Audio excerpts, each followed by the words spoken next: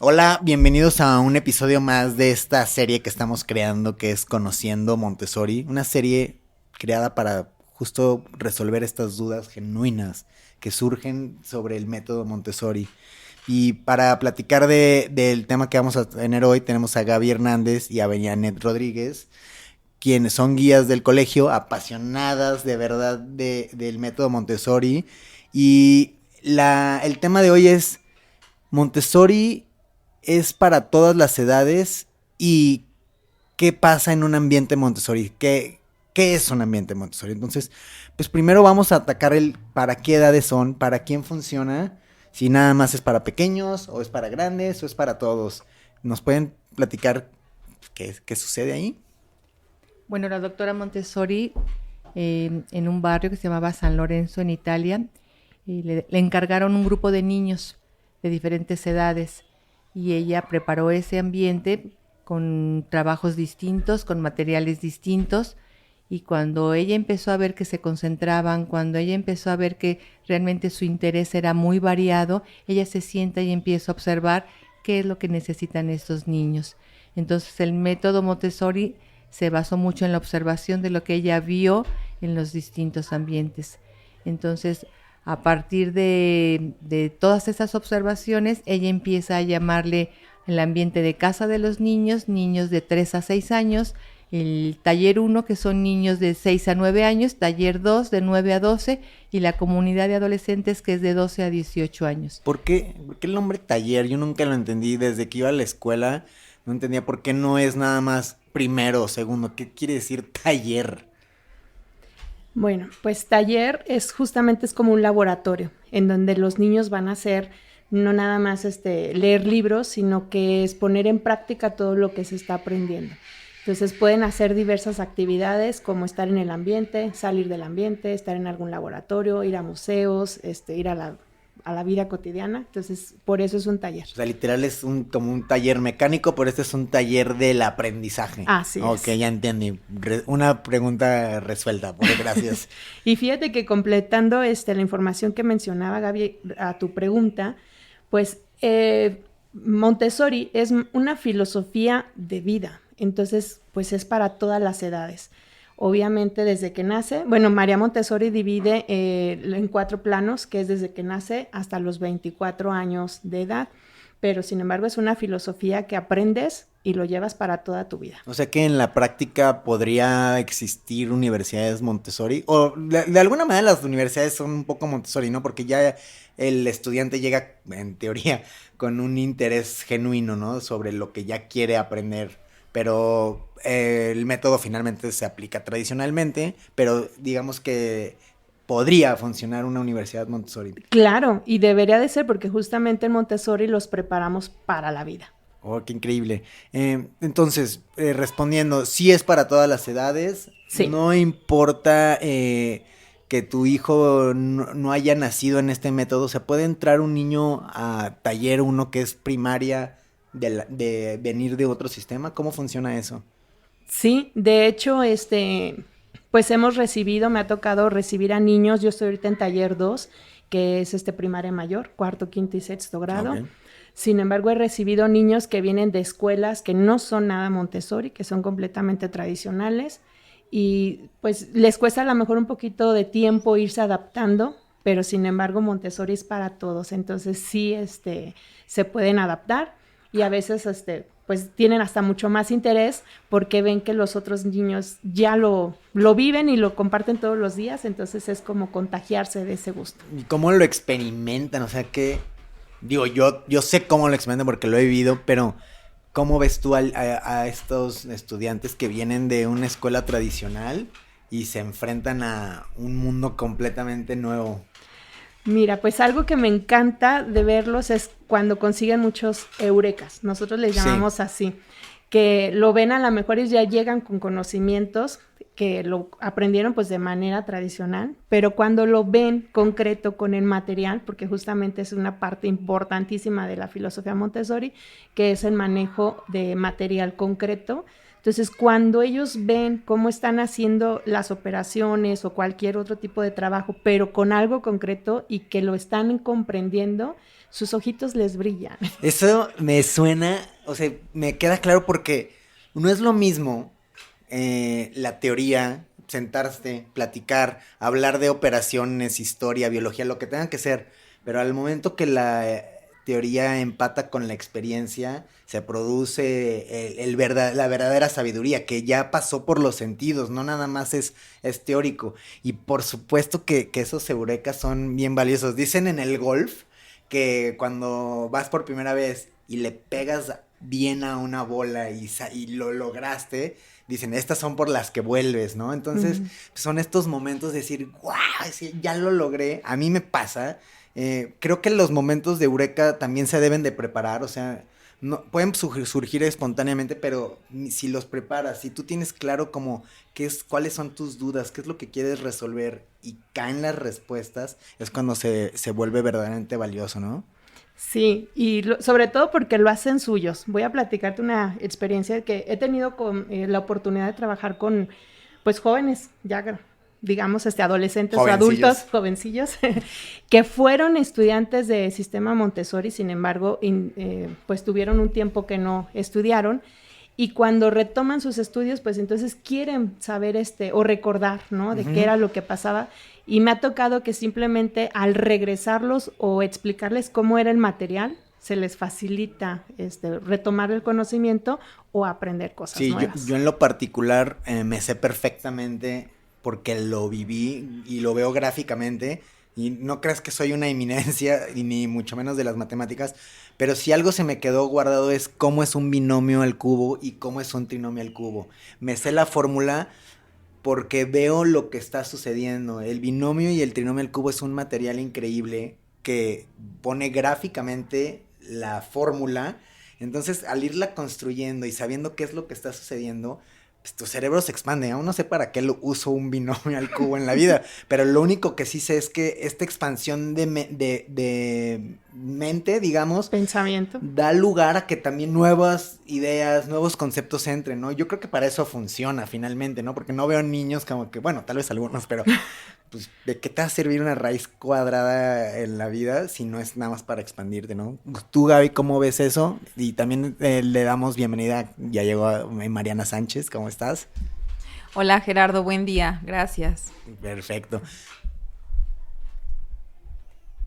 Yo creo que lo más importante de lo que ustedes están hablando es los materiales Montessori son abstracciones materializadas que permiten al pensamiento matemático, lógico, tocar todo lo que está abstracto, todo lo que gráficamente numeritos, para muchos nos costó mucho trabajo la comprensión, y ella sensorialmente con materiales que usas todos tus sentidos, diseñó estos materiales para que pudieras tú tener un desarrollo de tu mente, que tuvieras una comprensión, que los materiales te hablaran, para que tú fueras ir construyendo estructuras muy sólidas de tu propio pensamiento, no lo que el maestro te dicta. Por eso ustedes hablan de eurecas, porque el pensamiento, cuando lo construyes tú individualmente, es para ti, para toda tu vida. No sé qué opinión tienes, cómo en taller 1 se construye eso y cómo en taller 2 tú cómo los recibes, Janet. ¿Cómo construyes ese pensamiento matemático en taller 1, Mariana?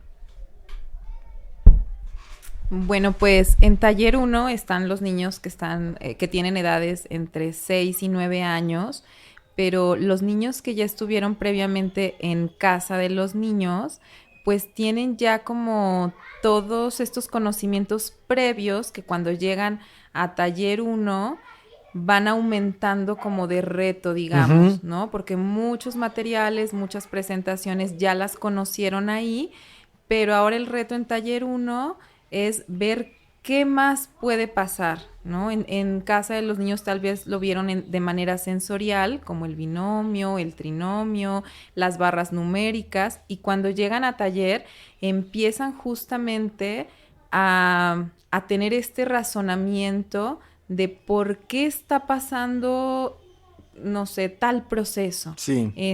No sé, me acuerdo ahorita mucho como este material que es el sistema decimal, el material del banco, y este material es muy importante en taller 1, porque por medio de este material los niños tienen toda esta comprensión por medio de tocarlo, de irlo manipulando de diferentes formas y entienden perfecto el valor de la unidad. Sí. ¿No? El valor de la decena, el valor de la centena y la unidad de millar. Ahorita que escucho a Vianette con niños que tal vez se fueron y luego regresaron y cómo tienen estos eurekas, les quiero platicar a nosotros cómo nos ha pasado con niños que vienen de otros colegios que son convencionales y tienen de memoria, lo digo como de memoria nada más en la parte de repetir, pero sin tener una comprensión de las unidades, las decenas, las centenas, las unidades de millar, y te lo dicen perfectamente y forman las cantidades y te las pueden leer,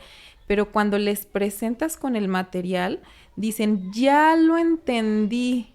Y de verdad esas son sus palabras, porque entonces están dándose cuenta que la unidad es este cubo pequeñito que solamente vale 1. Sí. Pero tal vez cuando lo veían en el papel nada más, creían tal vez que lo habían entendido, pero no, es hasta ahora que se dan cuenta, ¿no?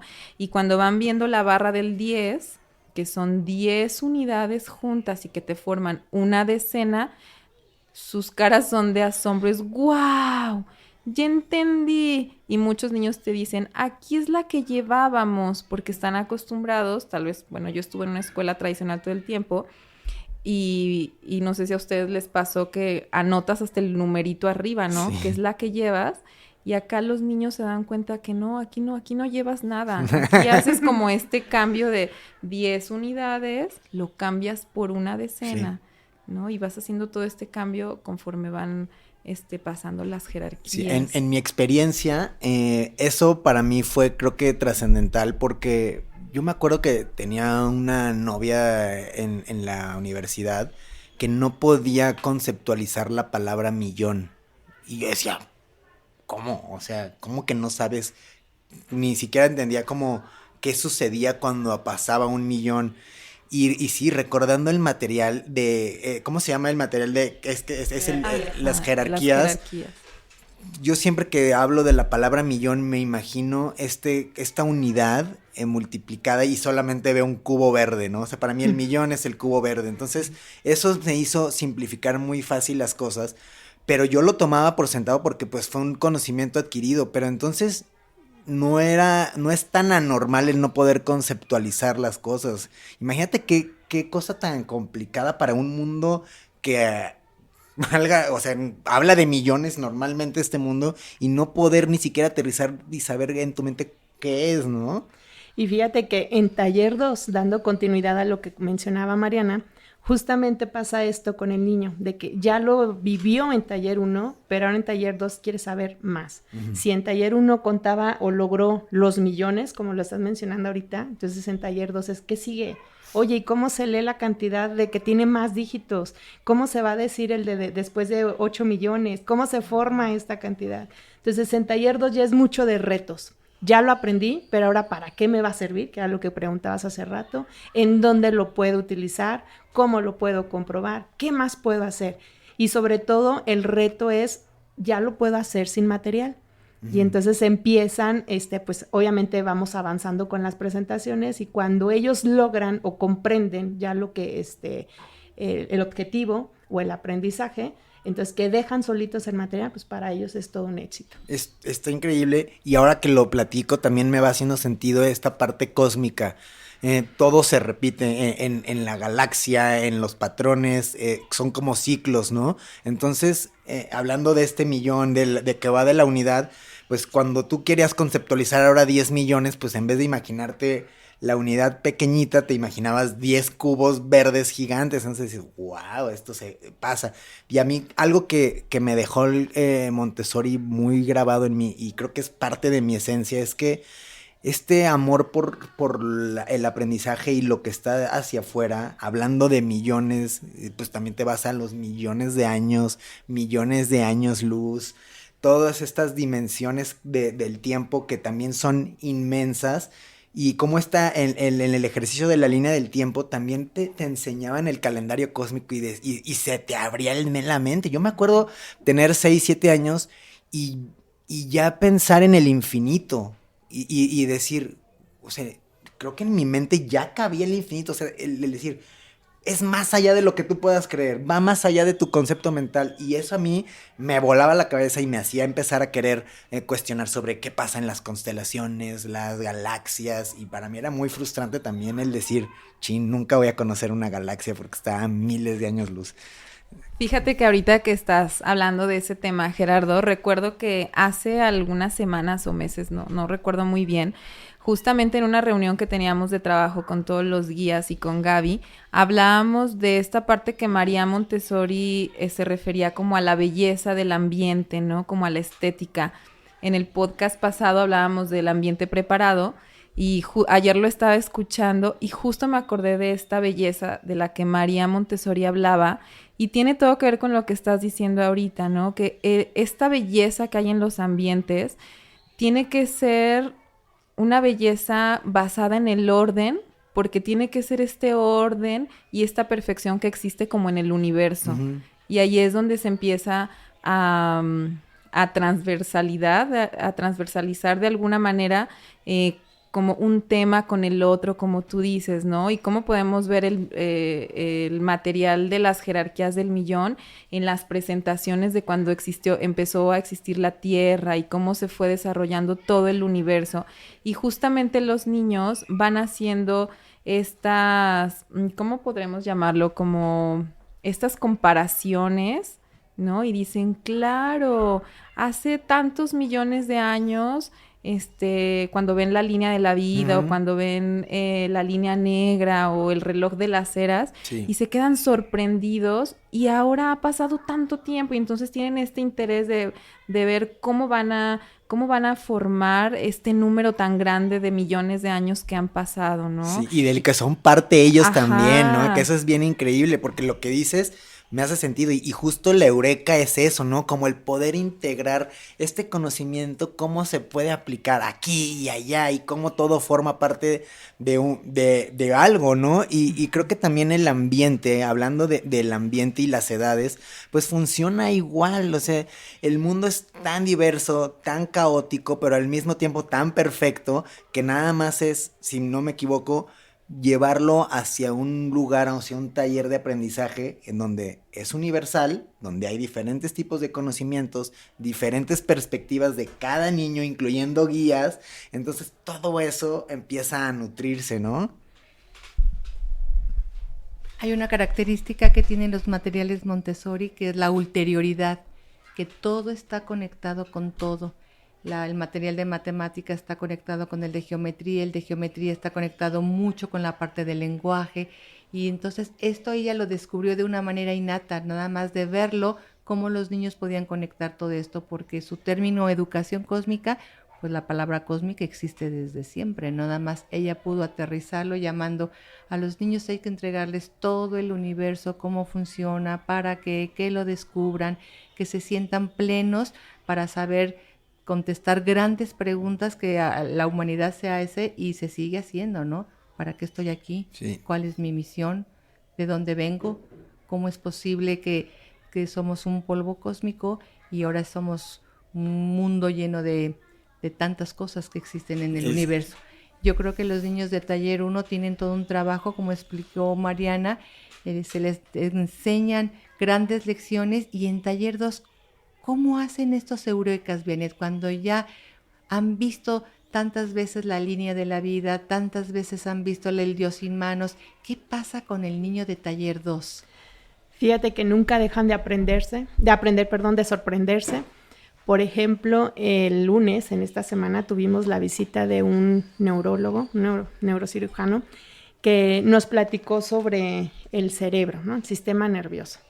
Y me encantó que empezó a platicar de la evolución del cerebro, y entonces empezaron a ver desde los trilobites. Entonces él preguntaba, ¿conocen a los trilobites? Obviamente los niños encantados, ¿no? Porque lo conocen, los han visto en la línea de la vida, y entonces los llevó en todo el proceso de la evolución, y los niños todo lo comprendieron, todo lo entendieron, iban siguiendo la línea de la vida y estaban tan interesados en ver justamente la explicación del doctor, que tuvimos la posibilidad de ver pues el cerebro de un borreguito, y entonces el hecho de verlo ahí en vivo y ver todo lo que le había explicado el doctor y todo, pues eran pero millones y millones de eurekas. Yo los veía de lejos y estaban así como palomitas, ¿no? Brincando todo las conexiones que estaban haciendo ellos con los conocimientos. ¿Dónde ven la línea de la vida? Pues en la línea de la vida se ve desde taller 1 y se va repitiendo todos los años, los 6 años, y no nada más se ve una vez, sino que se pueden ver varias veces durante el ciclo escolar. Para los papás que nunca han oído hablar de la línea de la vida, ¿en qué materia ven la línea de la vida? Bueno, en la línea de la vida es una de las grandes lecciones que se da al inicio del ciclo. Sin embargo, pues como es un material en donde tenemos es una línea pues de material, digamos, puede ser papel o puede ser lona, que es impresa, y entonces viene en las diferentes eras y todo lo que fue apareciendo en cada una de ellas, tanto de animales como de plantas, los cambios y evoluciones que tuvieron la Tierra, los climas, etcétera. Entonces, nunca terminan de aprender, porque a lo mejor lo ven en el primer año, pero en el segundo año ya vieron algo diferente, en el tercero o aprenden otra cosa diferente, o les llaman la atención otra cosa completamente distinta, pero siempre la están trabajando. Gerardo nos preguntaba cómo es que el niño de taller 1 aprende y cómo se evalúa, y cómo es que el niño de taller 2 aprende, y cómo en Montessori, como no hay exámenes, cómo es que evaluamos, cómo están diseñados nuestros planes, cómo con esta currícula tan amplia que tiene Montessori, cómo es que nosotros llevamos todos esos registros, cómo se hace en taller 1 y cómo ustedes, las guías de taller 2, cómo los reciben a estos niños. ¿Se vuelve a dar lo mismo?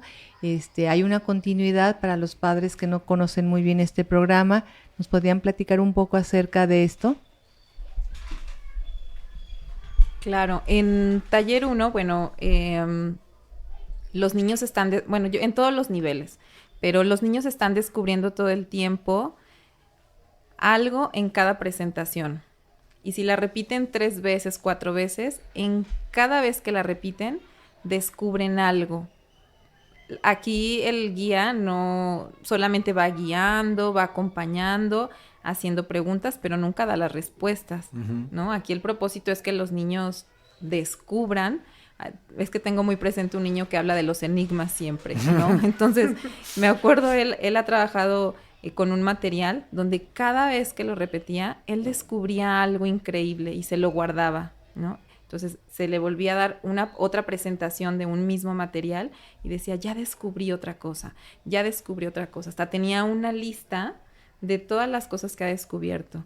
Y respecto a lo que comenta Gaby, ¿cómo vamos llevando como este control, por así decirlo, como en la forma de evaluar a los niños? Bueno, nosotros debemos como guías desarrollar mucho la habilidad de observar y mediante esta observación, claro, también debemos conocer muy bien el proceso de cada niño para poder ubicar en dónde está. Entonces, mediante la observación y el trabajo que está haciendo cada uno de los niños, nos podemos dar cuenta, podemos detectar a tiempo en dónde se está tal vez atorando, en qué proceso necesita como tal vez regresarse un poquito a una presentación previa y hacer ejercicios diferentes, o dónde podemos aumentar el reto, o dónde podemos darle como ejercicios que sabemos que le van a ayudar a llevar su pensamiento más allá. Tenemos que estar muy atentos de esta parte. Los niños solitos, por medio del material, se van dando cuenta si hubo un error, si se equivocaron en algo, y el guía no está ahí diciéndole, te equivocaste, esto está mal, mira cómo lo hiciste. El material está tan perfectamente diseñado que el niño puede darse cuenta que algo ya no le cuadró y dice, ¿qué pasó? Es que no encuentro este número. ¿Por qué no lo encuentro? a ver, ¿tú por qué crees que no lo encuentras? Entonces ellos van a pensar, vuelven a resolver y se dan cuenta que tal vez algo pasó en el proceso que no les llegó, que no los llevó a resolver de manera correcta, ¿no? Pero ellos solitos se dan cuenta. O es que aquí me falta algo. Mariana, me falta algo. ¿Tú por qué crees que te falta algo? Observa. Y ellos solitos se van dando cuenta, es que este triángulo no iba aquí. Uh-huh. Y que, díganme si me equivoco, pero lo que sucede neurológicamente es este momento de neuroplasticidad en el que el mismo error y el salirte de esta comodidad hace que tú descubras dónde estaba la falla y se genere esta expansión de mente. ¿Es cierto eso? ¿Qué es lo que sucede durante el aprendizaje?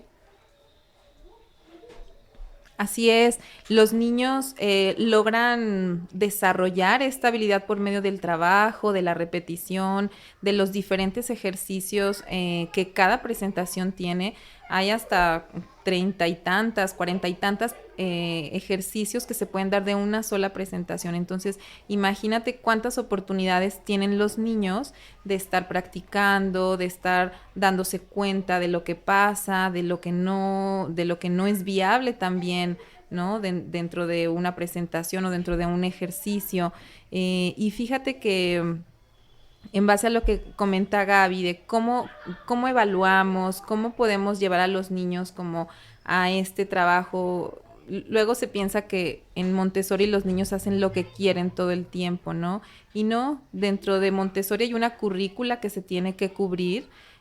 Como bien decían hace un rato, alcancé a escuchar, los aprendizajes y los temas que se ven en Montessori son infinitos, uh-huh, ¿no?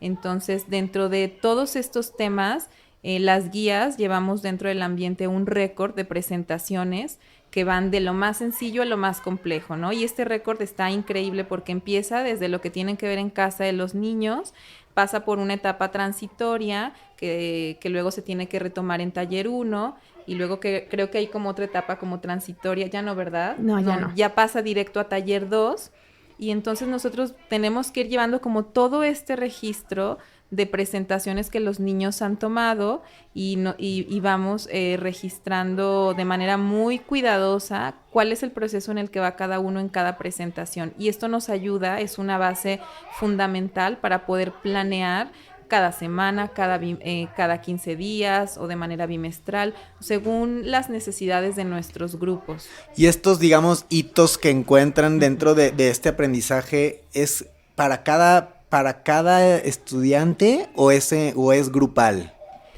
Fíjate que hay presentaciones que se pueden trabajar en conjunto, es decir, los 3 niveles de educación, pero hay otras que sí son ya más individuales.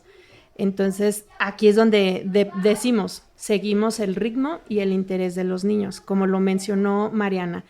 Nosotros como adultos ya sabemos todas las temas y las presentaciones que se van a trabajar con ellos, pero en base a los récords, que es un listado de todos los conocimientos que deben de tener, vamos a ir viendo en qué va cada niño. A pesar de que se puede, decir, tenemos un tema en específico para todos, pero cada niño va en diferente nivel, okay, o en diferente material. Oye, a ver, vamos a cambiar a esto.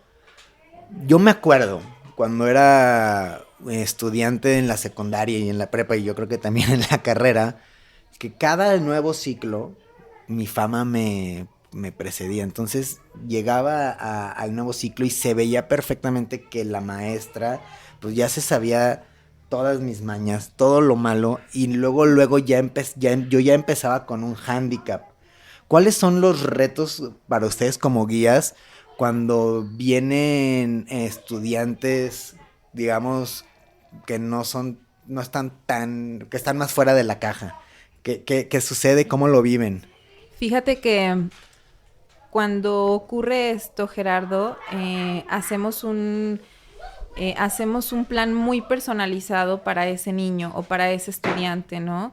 Entonces, como dice Vianet, hay presentaciones que son como muy generales para todos y que pueden ser de manera como más grupal, pero en la parte individual, aparte de que tienes ya como tu plan para todo el grupo, y muy dividida por subgrupos para chicos, medianos y grandes. Además, tenemos también como estas planeaciones para cada uno, para poder ubicarlo y para que pueda desarrollar sus habilidades justo en el proceso donde está, ¿no? Algunos le llaman adecuación curricular, otros les llaman planeación muy personalizada, pero al final de cuentas es lo mismo. Okay. Lo bonito de este trabajo es que los niños, cuando tienen su plan tan personalizado, ni siquiera se dan cuenta que otros también lo tienen. Y porque esta también es la preocupación de algunos padres, ¿no? Es decir, pero ¿cómo mi hijo no se va a dar cuenta que está trabajando cosas diferentes o que está en un proceso tal vez donde le está costando un poco de trabajo o donde va quizás más arriba? Sí. Porque también es el caso, ¿no? Pero que no se vea como evidenciado ante Claro. el grupo. Y no se da esta evidencia porque cada quien está como tan enfocado, cada quien está tan concentrado en lo que tiene que trabajar, en lo que le gusta, en sus intereses, que se da un ambiente de mucho respeto, donde entienden perfecto que Vianette está trabajando con la geometría y que tú estás trabajando con la flor y no importa, ¿no? Y dentro de ese plan, pues las guías tenemos que darle como ese reto, como ese pasito más a seguir para que siga fortaleciendo sus habilidades. Eso me encanta y creo que podemos ir cerrando porque me gustaría hablar también de la parte de comunidad de adolescentes, pero creo que ese lo podemos dejar para un episodio específico porque digamos que dentro de esta normalidad es un poco más raro, podríamos decirlo, en la percepción. Entonces me gustaría dejarlo para un episodio aparte. Sin embargo, tengo otra duda. ¿Qué pasa con estos papás? ¿Qué pasa con los papás de los estudiantes que dicen? O sea, yo me acuerdo que cuando llegaban y, no, pues mi hijo sabe más que todos del resto, ya cámbienlo de grado, o es más bueno para el inglés que con los que está, ¿por qué no le ponen más reto? ¿Qué sucede con estos niños? Uno, o los que están un poco más rezagados, o con los que ya dices, estos ya se comieron el trabajo, lo aprendieron rapidísimo, ¿los cambian de grado o qué sucede ahí? Pues mira, en cada ambiente está preparado con los retos que cada niño necesita. Entonces, en taller 1 están los niños de 6 a 9 años, pero supongamos que están estos niños con las características que mencionas. Bueno, él todavía requiere de convivir, de socializar con niños de su misma edad, pero a nivel cognitivo, a nivel aprendizaje necesita más. Pues bueno, la guía prepara el ambiente para que haya retos que él pueda disfrutar y que él pueda encontrar placenteros para que su aprendizaje siga avanzando, ¿no? Y ha habido niños de taller 1 que trabajan cosas ya de taller 2. Okay. Y Vianette seguramente te lo confirmará que hay chicos que ya trabajan tal vez cosas de secundaria, ¿no? Entonces los ambientes tienen que estar justamente preparados para que los niños estén ubicados según el proceso de aprendizaje en el que se encuentran y no es necesario cambiarlos, ¿no? Okay. Ellos en el taller siguen encontrando retos. Definitivamente. En taller, bueno, es un reto principalmente para la guía porque justamente no podemos detener el conocimiento del niño, no podemos detener esa inquietud y ese interés que tienen ellos. Entonces, por eso llevamos como estos récords donde te mencionaba que vamos siguiendo en donde se encuentra cada niño, pero aparte las presentaciones o los trabajos que damos no los limitamos a que nada más es hasta aquí o nada más puedes aprender hasta lo que yo sé, sino al contrario, te doy las bases y ya tú descubres todo lo que quieres, avanza hasta donde quieras. Entonces sí, efectivamente tenemos niños, por ejemplo ahorita tengo una niña que está en cuarto, pero ella puede hacer cosas que ven los niños de quinto y a veces hasta cosas de sexto. Sí. Y no la detengo, al contrario, pues tienes esto y quieres más, te lo damos. Wow. A mí, yo me acuerdo hijo, es que qué maestros tuve, me decían, no brilles porque le quitas el brillo a los demás. Y eso para mí era horrible porque pues, yo siempre tenía mucha curiosidad de las cosas. Y pues eso también te va dando como un gusto por aprender y de alguna manera natural, pues avanzas, ¿no? Pero entonces como brillaba, entre comillas, me decía el maestro, no, ya no participes porque no estás dejando que los demás aprendan. Y eso para mí, pues, ¿cómo ven eso? O sea, ¿qué piensan de esas frases? Pues creo que digamos que ahí es como el egoísmo de parte del maestro, ¿no? De porque vas a saber más que yo. Sí. Y pues lamentablemente a veces hay muchos maestros así. Y sobre todo, o más bien que tienen como miedo en que no puedes aprender más, porque entonces yo cómo te voy a ayudar. ¿Y ahora qué te voy a enseñar? Exacto, ¿qué te voy a enseñar? Por eso te digo, pues sí, es un reto, pero hay muchísimas cosas que aprenden aquí, no nada más el conocimiento académico, sino la manera de cómo relacionarse, de cómo reflexionar, de cómo solucionar una situación, la vida diaria, como por ejemplo en el lunch, cómo vas a repartir los platillos, cómo se lavan los platos, qué sucede cuando se me rompe algún plato, o sea, es reparar, por eso te mencionaba hace rato, se prepara para la vida, no nada más en lo académico. Qué padre. Y fíjate, Gerardo, que en los ambientes Montessori todos los niños brillan. No hay uno que brille más que otro o que uno esté opacado, ¿no? Sí. Y entre ellos se ayudan para que todos puedan brillar. Y entre los niños está como esta característica tan presente, tan sensible de observar al otro y ayudarlo para que él también brille igual que él, ¿no? Para que todos estén como en este proceso de ayuda, de compartir, de entender al otro. Entonces, creo que en los ambientes Montessori todos brillan, pero debemos tener este ambiente preparado y adultos preparados que puedan guiar este trabajo, que puedan permitirlo, que puedan respetarlo. Me encanta lo que dicen, que por eso no se llaman maestras las personas que están preparadas en un ambiente Montessori, por eso se llaman guías, porque ustedes se convierten en esta vigilia, en esta directriz que les permite sacar de cada uno de los niños este potencial maravilloso que tienen. Por eso no hay exámenes, porque todos tienen para nosotros un 10, porque todos tienen un esfuerzo, porque todos dan lo mejor de sí mismo, y un examen te estandariza, ¿no? Te dice tú eres de 10, tú eres de 8, y los niños en Montessori tienen tanto que aportar, tanto que desarrollar, que un examen te limitaría tu conocimiento. Y como dicen ustedes, si un niño quiere más, le das hasta el infinito y más allá. No los podemos detener.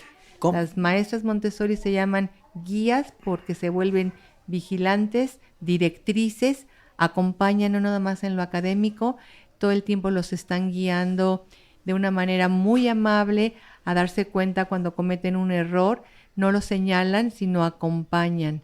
Les gustaría hablar un poco de eso, cómo ustedes, sin poner exámenes, cómo los evalúan, cómo los acompañan, cómo cuando están viendo que un niño no está alcanzando lo que nosotros perseguimos en Montessori, cómo los acompañamos.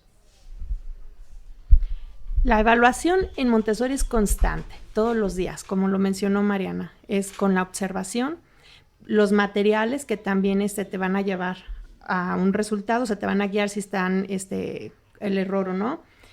Y también cuando damos alguna presentación, empezamos a sondear los conocimientos previos o que deben de tener previamente para poder ver esa presentación, y ahí nos damos cuenta si es necesario regresarnos a las presentaciones anteriores o si ya podemos continuar con esa nueva presentación. Y también pues en la parte donde los niños ya hacen suyo el material, que incluso no nada más lo trabajan ellos, sino que lo comparten con los demás. Y ya les quitan chamba, nada es cierto. Sí, no, pero es un gusto, en serio es un gusto de que ves a un niño grande que se acerca con un niño chico o mediano y que dice, oye, estás batallando, no puedes, ¿qué pasó? Yo te ayudo. Ah, mira, te digo así acá. Y según ellos son como secretos, ¿no? Sí, claro. Pero son los aprendizajes que han pasado anteriormente. Y son estas confirmaciones naturales que como guía te das cuenta, como, ya sabes, como estos récords, pues ya también te das cuenta que si el estudiante le está enseñando a otro, pues ya el conocimiento fue adquirido. En este mundo Montessori multigrado, ¿qué aprenden ustedes de los pequeños y cómo ven el mundo? Esa es una pregunta muy interesante. Fíjate que, bueno, yo todos los días aprendo de los niños.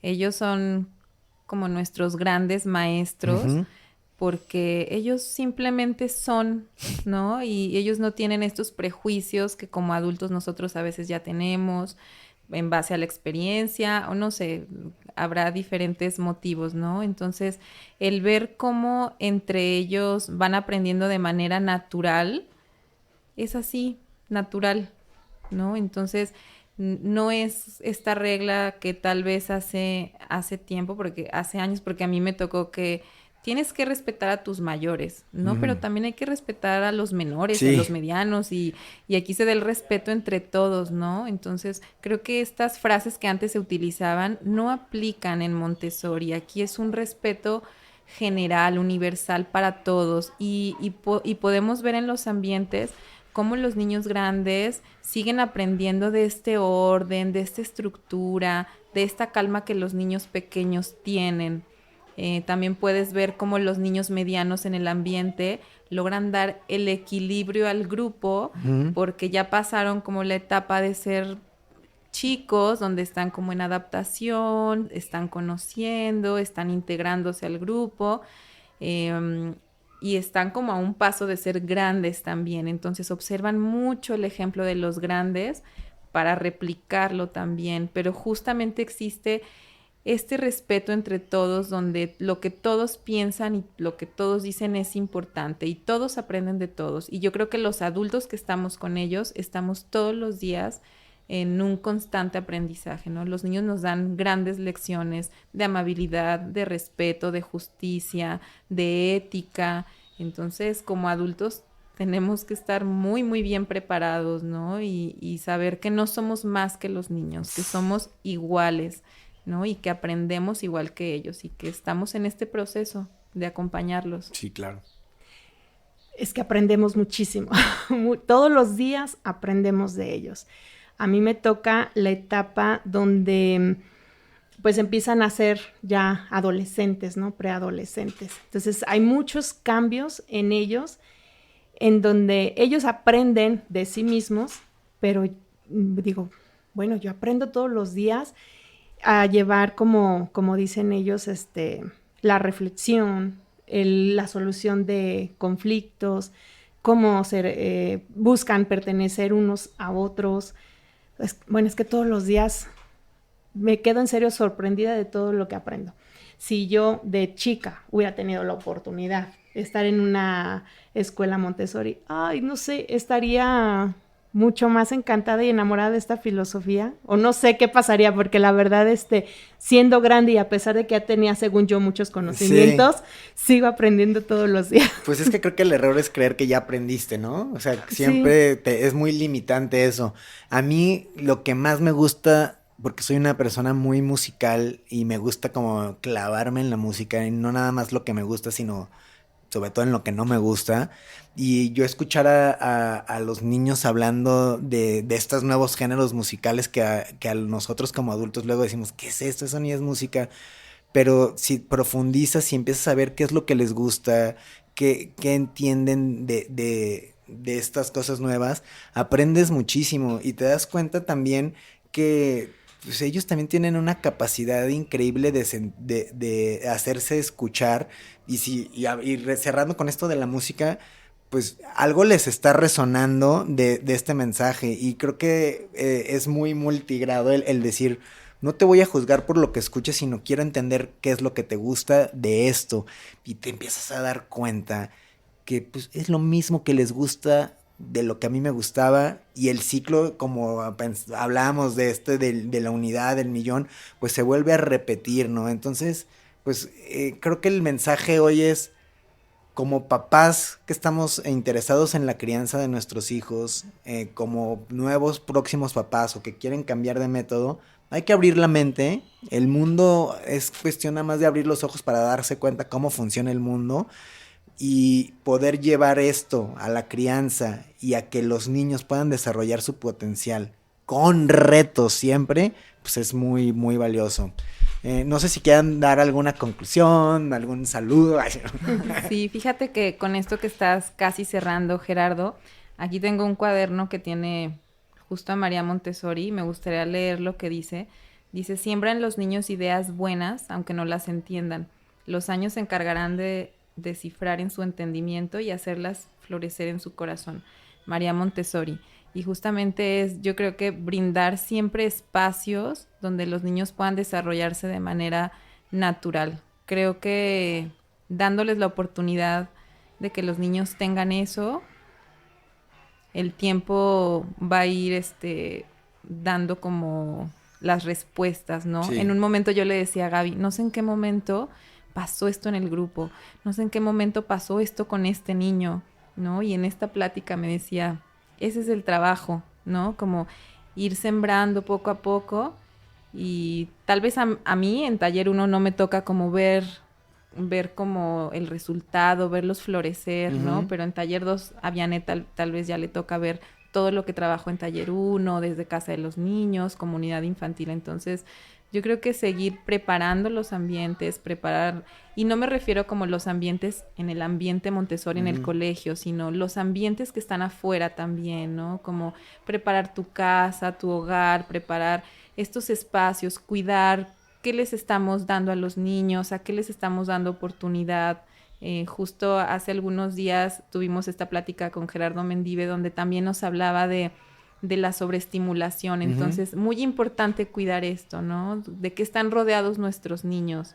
Sí. Y yo creo que en base a eso vamos a ver como el resultado en ellos. Y yo también, como un papá joven que está sobreestimulado, también creo que apelaría al... También los niños tienen una gran capacidad que a veces no vemos de autorregularse. O sea, este mundo es una realidad, convivimos con pantallas, estímulos constantes, pero incluso ellos tienen su suficiente. Entonces, a veces también hay que...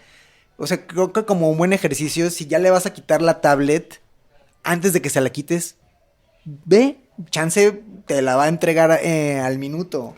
Es que fíjate, Gerardo, que muchos papás piensan que si no mantienen entretenidos a los niños se aburren. Ajá. Y piensan que el aburrimiento es malo.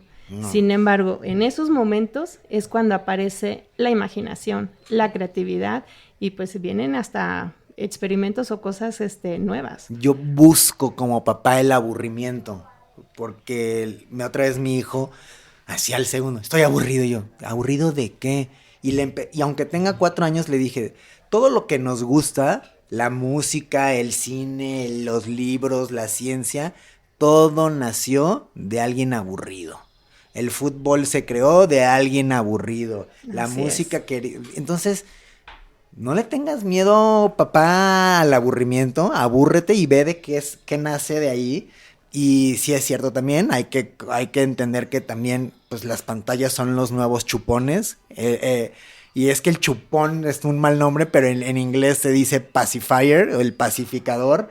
Y hoy las pantallas son pacificadores, ¿no? También, entonces pues vamos a poner el equilibrio, pero con mente abierta. Pues creo que con esto podemos cerrar. Muchas gracias por haber escuchado esta serie de Conociendo Montessori. Estamos buscando desmembrar y quitar los mitos y hablar tal cual como es. Y nada, pues espero que sigan aquí. Cualquier cosa pueden acercarse al colegio. Ahí está en la descripción la página. Y si no estás en León, Guanajuato, seguramente cerca de ti hay un colegio Montessori que te puede abrir la mente y encontrar esos eurekas de la vida. Muchas gracias. Gracias. Gracias.